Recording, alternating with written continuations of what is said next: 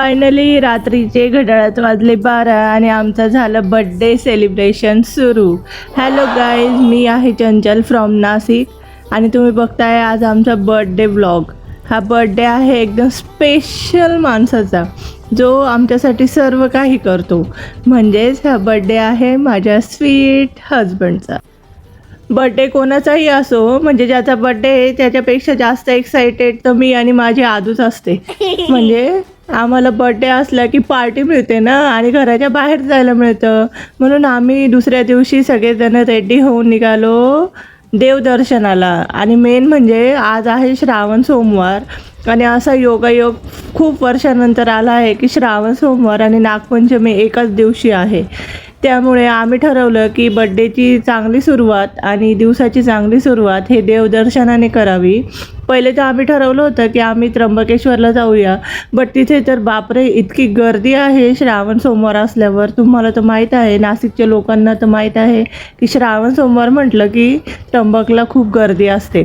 त्यामुळे आम्ही ठरवलं की आम्ही थोड्याशा निवांत ठिकाणी जाऊ, कारण की आमचा छोटा बेबी खूप क्रँकी आहे आणि ती कुठे बाहेर गेली की खूप जास्त त्रास देते. म्हणून आम्ही निघालो. एक नाशिकमध्ये बालाजी मंदिर आहे, पुढे तुम्हाला दिसेलच, तिथे जायला.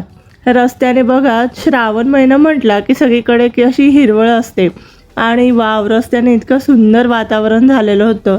थोडा पाऊस, सगळीकडे ग्रीनरी झालेली. फायनली आम्ही मजा करत आमच्या डेस्टिनेशनपर्यंत पोहोचलो आहोत. श्री बालाजी व्यंकटेश मंदिर. हे मी फर्स्ट टाईम आले आहे या मंदिरामध्ये. मला पण माहीत नव्हतं की इतकं सुंदर मंदिर आहे नाशिकमध्ये. आणि कोणी जर नाशिकला आलं तर नक्की या मंदिराला व्हिजिट करा, तुम्हाला पण खूप जास्त आवडेल. बघा बालाजीची मूर्ती किती सुंदर दिसते आणि इतकी सुंदर आणि इतकं शांत वातावरण होतं ना तिथे की तुम्ही आले ना तर तुम्हाला घरी जायची इच्छा होणारच नाही. आणि त्यात नाशिकचं वातावरण आणि पाऊस म्हटल्यावर तर तुम्ही इमॅजिन करू शकतात की किती सुंदर आणि किती छान. प्रसन्न मंदिर म्हटलं की प्रसन्नता असतेच आणि मंदिरात आलं की घरी जायची इच्छा कोणाचीच होत नाही. आम्ही तर तिथे खूप एन्जॉय केलं. मीन्स तिथे सगळा परिसर तुम्ही जर बघितला तर इतका सुंदर आहे ना की तुम्ही त्या मंदिराच्या प्रेमात पडून जाल. हा आहे सोमेश्वरचा बॅक साईडचा धबधबा आणि तिथे म्हणजे पाऊस असल्यामुळे ते मंदिराचा गेट बंद होता, त्यामुळे आम्हाला तिथे जाता आलं नाही. तुम्ही बघू शकता मंदिर किती सुंदर आहे आणि किती मोठं आहे.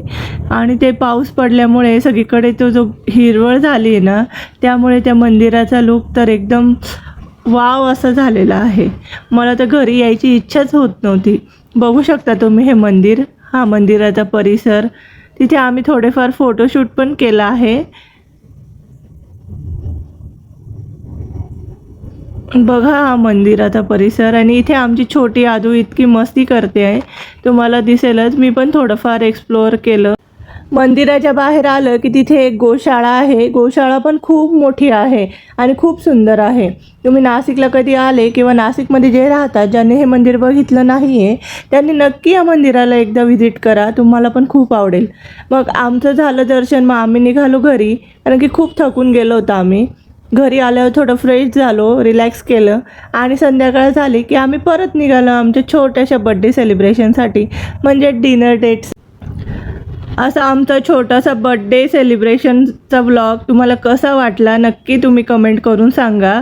आणि असेच नवीन ब्लॉग पाहण्यासाठी चॅनलला सबस्क्राईब करा, लाईक करा. तुमचं एक लाईक आम्हाला खूप जास्त काही आनंद. अजून छान व्लॉग आम्ही इम्प्रूव्ह करून तुमच्यासमोर घेऊनच येत राहू. असेच आम्हाला भरभरून प्रेम देत राहा. बाय.